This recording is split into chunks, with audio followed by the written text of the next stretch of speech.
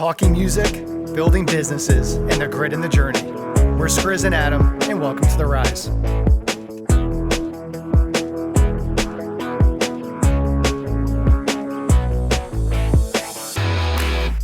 And we are back. It is Skrizz and Adam with The Rise.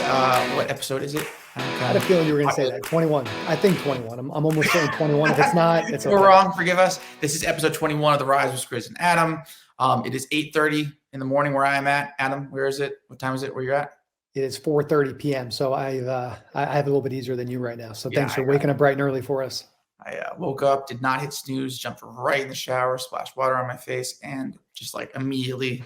Actually, I didn't have internet set up on the laptop yet, so I'm like really down to the wire. But I'm here, and I have no idea what we're talking about. So, Adam, what's going on? Well, first, where are you? Right now, I'm in lovely Saskatchewan, Canada, where I'm constantly at, and I have a lot of cool actual local business opportunities I'm working on here. I had some meetings about, which I won't talk about now, but wherever you are, just chipping away, as you always say. So I'm excited about that. Yeah, so that you can use this and anyone can use this. Whenever you say chipping away, just say chipping away. What episode was that? Because I distinctly remember like going over the audio and being like, that's a moment. That was definitely a moment. Chipping away.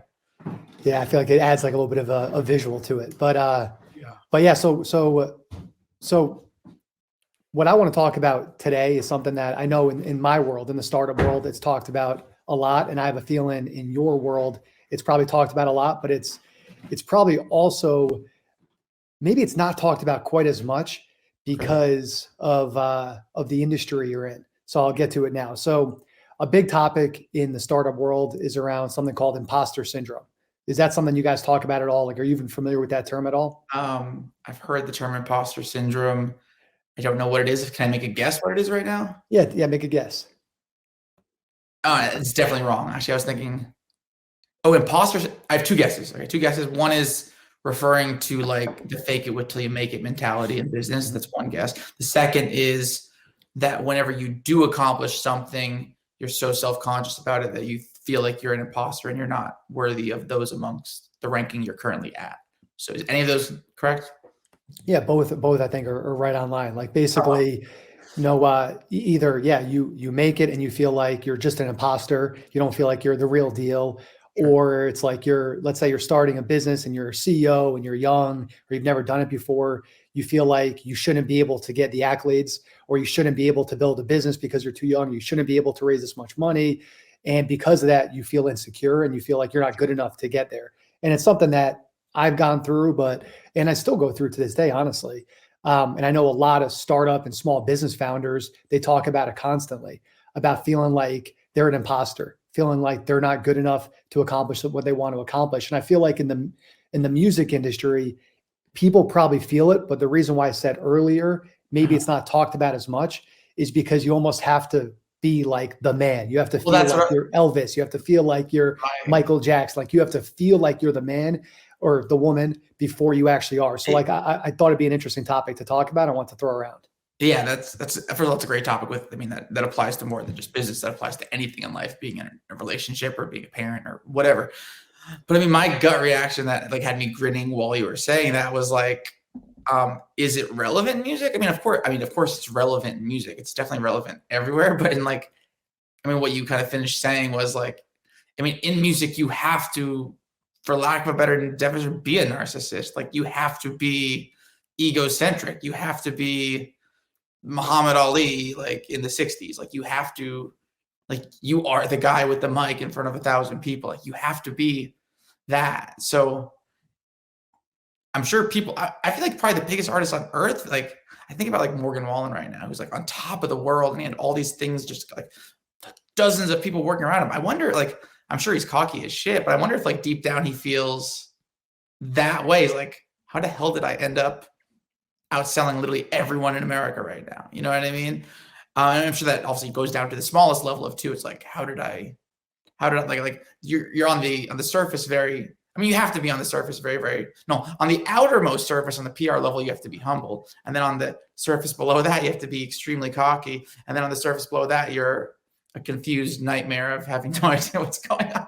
So that's the three tiers of being an artist's mental state.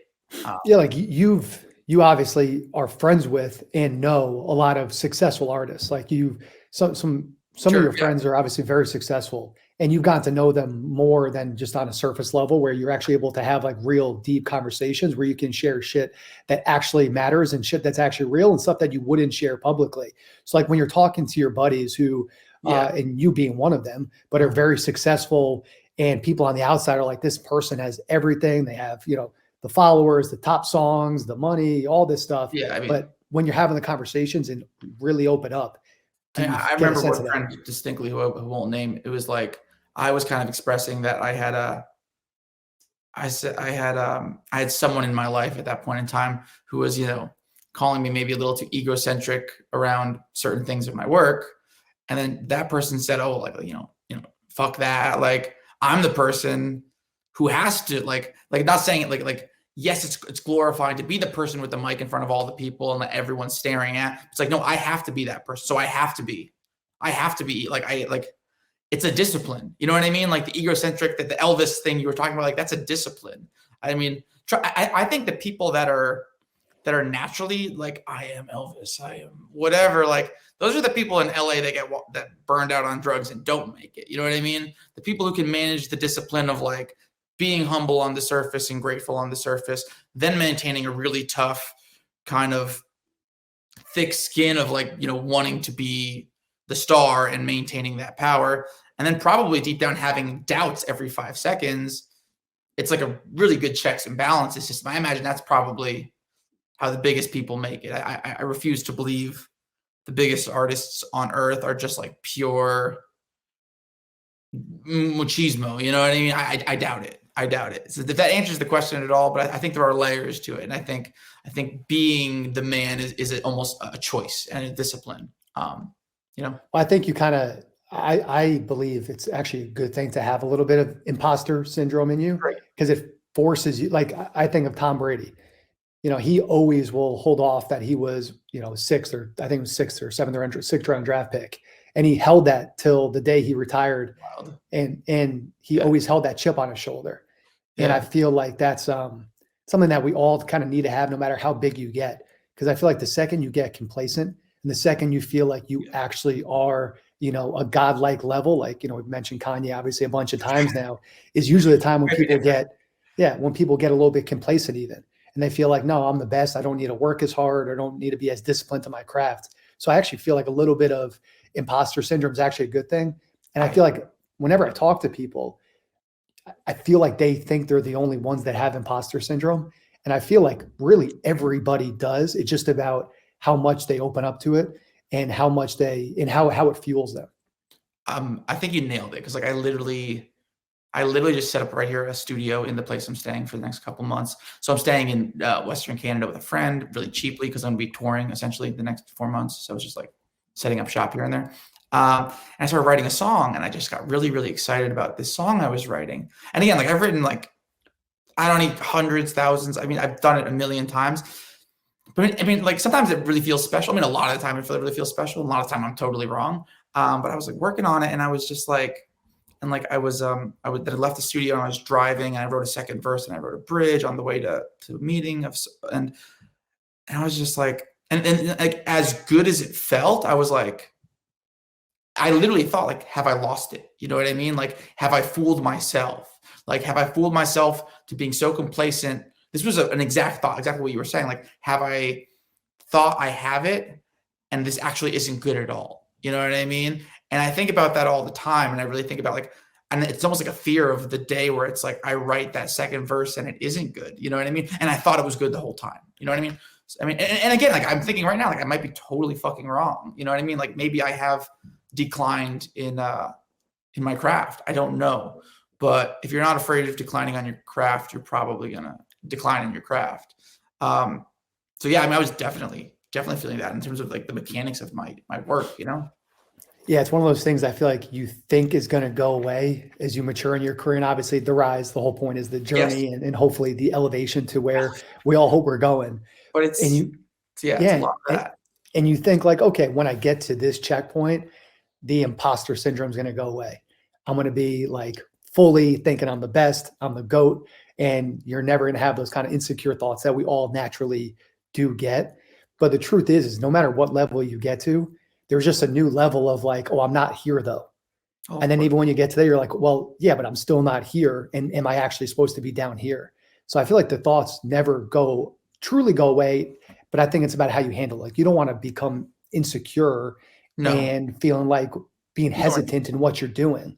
But I think we should always be questioning, like, could I have done this better? And what is the most effective way of doing it? I think what comes with time and what comes with maturity and what comes with the growth in the rise is that like you have more confidence in the process, but the Mm, process includes doubt, if that makes sense. You're confident in your process that you were going to create, you were going to question, you were going to revise, you were going to continue. It's confidence in the process that over the next 24 hours, I'm going to go up and down, and the checks and balances are going to yield a better product because of it. The second you start doubting the process, along with doubting the artwork itself, or whatever, not necessarily artwork, the mechanics of whatever you're doing, then I think you have a problem. I mean, back to I didn't know that about Tom Brady, but I mean, him carrying, whatever, 6th round all the way to his last Super Bowl, like that's incredible. That's, but you kind of have to find that yeah, chip, like yeah, especially in your industry and in the world of sports, because you guys have true fans.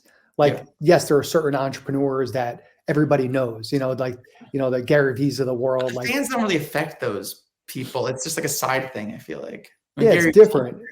Yeah, like it's like they're the celebrity business people, but it's not as much. Like for an artist though, like you, it's like you have true everything. fans, and it's like that's how you survive. Like I don't ever need to Yes, have a fan to your have a fan is successful business. But like in the world of sports, and even more importantly in your world, like your business thrives off of people loving you for as sure, like the person and the personality. But I gotta imagine that makes it even tougher because it's like people come up to you and they're like, oh, you're the man, like for I'm sure. so great to meet you. And then there's probably that other thought of you where it's like, Not living yeah, up to but it, yeah, all the time. That's actually a really good one. Actually, I haven't really thought about that. I mean, there is such a disconnect between, like, if I were to pull a Kanye West and do something that pisses off all my fans, I go out of business. You know what I mean? Whereas, like, that does happen in the corporate world, I guess, every once in a while, but not really. You know what I mean? yeah, I mean, it's one thing about getting like canceled, but which it's like I don't need anybody to ever be like, wow, Adam Rosen, that you're Yeah, it I doesn't matter. it Like, it doesn't doesn't matter. It's affect, like, can I get my clients and can I build a business that adds value? Like that's what matters. for But for sure. you need people to be like, Skrizz Adams, I want your autograph. I want to go to Oh, your for concert. I want sure. to listen to your music. Like I that's mean, you're built off of that. back to just kind of backtrack what you were saying like a second earlier. I mean, like, there's always like this post. I mean, for me, especially because I do a lot alone, like a post-show depression, and I think a huge part of the post-show depression is imposter syndrome. I mean, I get really depressed. Usually, make some phone calls afterward, like in bed, um, you know, after a show, which is, I mean, I think it has to do with like a high energy, kind of low energy drain, but it's also like, oh, like that was so wonderful. Like everyone was celebrating me. And it's like, who the fuck am I? You know what I mean? I think that's where what I explained earlier was the imposter syndrome regarding like my craft, but like regarding like the show and like the presence, it's like, yeah, very much feeling like I'm not living up to it. You know what I mean? Yeah, I'm think sure about that's even very common. That has a to be hundred. super common. Man, now more than ever. Think about like influencers. And it's like their Instagram, they get tons of followers, tons of Yeah, likes, and they're posting yeah, all this amazing content. And it looks like they're the coolest person in the world. They're doing all for these sure. amazing things, but then maybe they go to bed, they're alone, they're not feeling confident. Don't have that much Maybe, money, a lot of them, I'm sure. yeah, and then maybe the pictures they're posting are just like totally filtered. It's not really Yes, what they look like, not really the life they live. And then they go back and then it probably makes it even more difficult. And the imposter syndrome is probably eats them alive. So I feel like imposter syndrome probably today is worse than worse. ever because of social media and how much we think we know of so many people that Yeah. we really don't know a thing about. Oh yeah, yeah, definitely. Like I'm already like thinking of people I know that are like, yeah, like the person on social media that gets like, the hundreds of thousands of followers or whatever is not a honest reflection of that human being at all, like personality, with like not even accurate. You know what I mean? I mean, I'm sure that's super common. I mean, also like I think about like the social media stars, like a lot of them are making like no money, like no money, and it's like, what are they doing? I'm not questioning that, like they're doing all that, and they're being fake, and then they're making no money off it. It's like, this is a weird. I think maybe I've said this story before. This story blows my mind. It's like someone on TikTok had 14 million followers. Okay, and he made like short videos. He was someone who he definitely wanted to be in film and do something in film, and he used TikTok as a platform to elevate his profile. He funded like $40,000 to shoot a short film, and he did like an online premiere where anyone in the world can go sign into the online premiere. And I think it costs like $9 or something like that. He had 14 million followers. Only 14 people went to the fucking No way. Only 14 people went to the fucking premiere. Which goes to show, and he's like, at that point, he definitely feels like an imposter. It's like, I've been doing all this to get me to here, and when I got there, there was no fucking correlation at all. Like, that's wild. And he's promoting the shit out of it. Like, from 14 million to 4. It's like, and then someone commented, I guess TikTok followers don't really matter. It's like, yeah, they don't. Well, it kind of goes back to what you said earlier, and that's why we've talked about this a lot on the podcast or the different episodes, but around the process. Because if you only buy into the result, it'll either take you to be a really good high and maybe a high that isn't real, or it can take you to a far low that also isn't real. Like maybe that was his first time. Maybe he just did a terrible job marketing it. Maybe he didn't do anything to market it, and all you have to do is X, Y, and Z next time. One tweak in the way he promoted it, and then it would have been, 10,000 people. Yeah, for sure. Exactly. So it's like you don't want to buy into the result is not always the whole story. It's can you buy into doing the process right? Because if you can do that right, maybe not right away, but time always balances things out, in my opinion. And so over time, the truth will come. I agree. Well, I wish I could message that guy. We should send the guy this clip of the podcast and be like, hey, buddy, you might have taken an L the first time, but just keep chipping away, Exactly. Just keep chipping away. I'm telling you that if everyone bought into the chipping away, man, I swear to God, we gotta get Gary V on board for like the rise chipping away, like t-shirt or something. I'm telling you, man, chipping away. That is like, it's such a good visual. It makes me think of Shawshank Redemption. And we should actually, that's a good point. We should definitely we had a lot of people we got to get on the podcast. Gary V, we'll get him on the podcast at some point. Have you been to his liquor store? His parents? No, it's in Jersey, right? I've been there like 8 million times. Is it a good liquor store? Is it it's all nice. It's hyped up to be? It's really nice. Yeah, it's really nice. I've been there like 1 million times. There was a Taco Bell next to it. As a kid, I went to that Taco Bell a lot. It was like right where I lived. There was a doctor right around the corner that I still go to, actually. So I've been there many a time. Yeah. Shout out to the doctor and shout out to the Taco. We're giving some good New Jersey. I don't know. It's good stuff. Know. Gary V. Good old Gary V. Before we end here, anything that you think is distinctly different about your imposter syndrome than anything I have mentioned? I think for me, like I always feel an urge. So I get on a lot of podcasts, like in the past year or so, I've been on over 50 podcasts, typically around startups and sales to share more of my startup journey. And part of my startup journey was, and I teach a class too to small business owners. And like I sold a company, which is real. And usually when I say I sold a company, people think like must be rich from that, must have been, retired at 27 years old. Didn't you tell a story? Sorry to cut you off. Didn't you tell a story of like a massive sale where they ended up with nothing? Like, yeah, exactly. Yeah, FanDuel.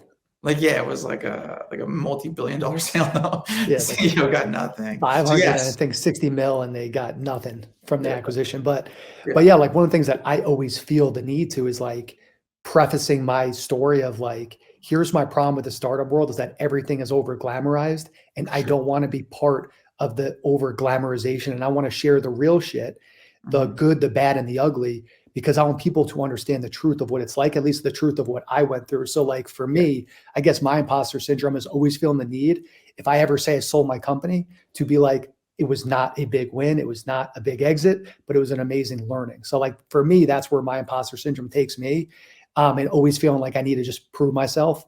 So I try to use it in a way that's that number one is beneficial to others, where I'm not spewing shit that isn't real. But then number two, to fuel me to work on my craft harder, to be better at what I do. I love it. That's great. That is totally great.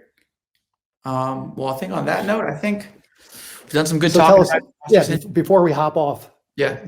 So you're in Canada right now. Can you I'm in give us an Canada. idea of what's going on? Some plugs. Yeah. Is that kind of tour starts in 3 weeks, 3.5 weeks. Yeah. Say when it is, because that depends on when this launches. So Yeah, right this now is we're true. filming this April Okay. 5th. Yeah, we're right now. I got a little setup here in Canada that I'm constantly traveling, going back to Canada. And first tour starts April 27th, Fort Collins. Then we go to Denver. Then we hit up the Midwest. Then we hit up the South, and then that's like a 3-week run. Yeah, we just added Chicago a couple days ago. It's new. Get tickets; it will sell out. Just added Alaska. I'm really fired up about that. I like I it. have someone who works with me who says Skrizz Adams, the artist who plays all the cities that are too cold for everyone else to play. It's like my business model. Yeah, I guess artists don't really play Alaska, and the promoter that reached out was like, really able to set up a really good situation. So and it's in July. So I was just like, I get to go on vacation and get paid to go to Alaska. So It's the worst place to be. It's a cool, it's a good like bucket list item thing too. yeah. So and it's like, I think I'm doing 2 or 3 cities in it's like an Alaska tour. Yeah, we're doing that. UK, bunch of other stuff in the works. But yeah, I'm gonna be everywhere, and lots of new singles coming out, and the 3rd album is almost done. So that's what's going on. I'm just chipping away on everything for 2024 actually right now. So I'm really excited about that. What's going on with you? Remind me when. So I'm in Paris right now. So remind me when you're going to be in. When are you going to be in the UK? Because I'm going to be in Europe for the next, I'm gonna 6-7 months. July. Yeah, come through July 29th. I think July 29th. Yeah, well, let's coordinate that. Maybe do a live in London podcast. Oh, I like that. Live in London. It's got a good ring to it. It does. I actually have live in London. An EP called Live in London. Skrizz Live in London. Yeah, so we're going everywhere. We got a lot of other continents in the works too. So we'll see you at the shows, and hopefully I don't have imposter syndrome on stage, and it's all just a good experience. Maybe imposter syndrome at the merch table, but hopefully not on stage, No, we're gonna get the merch flowing. We're gonna get every venue is gonna be packed out, especially Alaska.